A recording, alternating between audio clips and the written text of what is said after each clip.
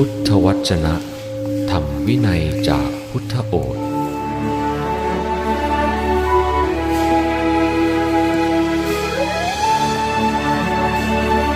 ดูเครื่องได้นี่นะ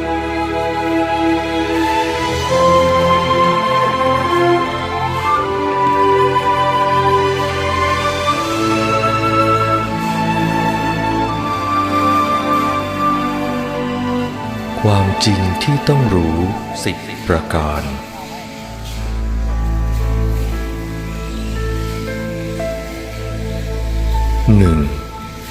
พระองค์สามารถกำหนดสมาธิ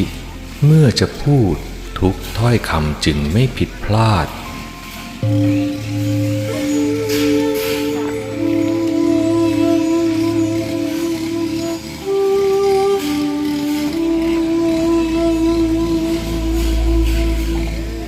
อคิเวสนะเรานั้นหรือจำเดิมแต่เริ่มแสดงกระทั่งคำสุดท้ายแห่งการกล่าวเรื่องนั้นๆย่อมตั้งไว้ซึ่งจิตในสมาธินิมิตอันเป็นภายในโดยแท้ให้จิตดำรงอยู่ให้จิตตั้งมั่นอยู่กระทำให้มีจิตเป็นเอกดังเช่นที่คนทั้งหลายเคยได้ยินว่าเรากระทำอยู่เป็นประจ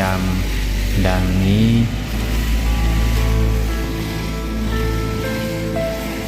2. แต่ละคำพูดเป็นอากาลิโกคือถูกต้องตรงจริงไม่จำกัดการเวลา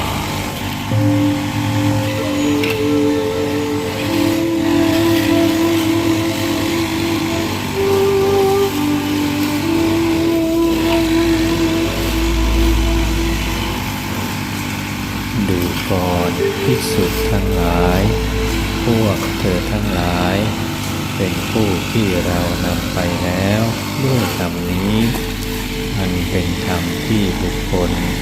จะพึงเห็นได้ด้วยตนเองเป็นธรรมให้ผลไม่จำกัดการ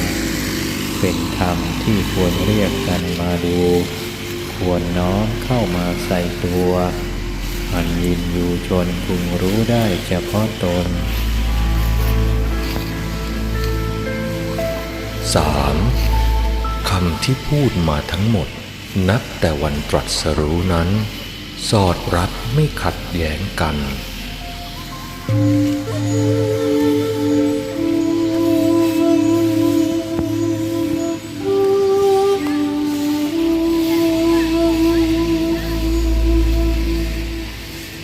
ภิกษุทั้งหลายนับตั้งแต่ราตรีที่ตถาคตได้ตรัสรู้อนุตตรสัมมาสัมโพธิญาณจนกระทั่งถึงราตรีที่ตถาคตปรินิพพานด้วยอนุปาทิเสสนิพพานธาตุตลอดเวลาระหว่างนั้นตถาคตได้กล่าวสอนพร่ำสอนแสดงออกซึ่งถ้อยคำใดถ้อยคำเหล่านั้นทั้งหมดย่อมเข้ากันได้โดยประการเดียวทั้งสิ้น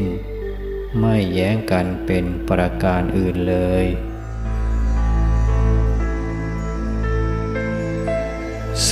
4. ทรงบอกเหตุความอันตรธานของคำสอนเปรียบด้วยกลองศึก